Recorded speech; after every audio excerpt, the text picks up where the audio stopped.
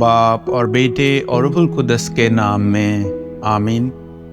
ہمارے لیے آج کی تلاوت مقدس پولس رسول کا فلپیوں کے نام خط، اس کا 2 باب اور اس کی پہلی آیت سے لے کر 4 آیت تک۔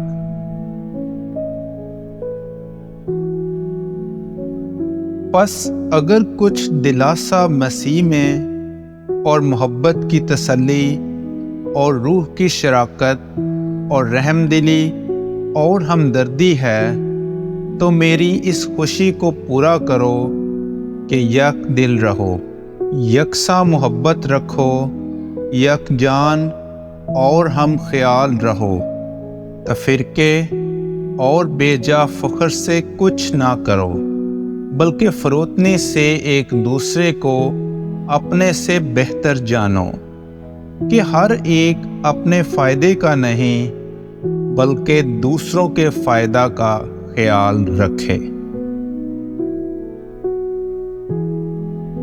پاک کلام کے پڑھے اور سنے جانے پر خدا کی برکت ہو۔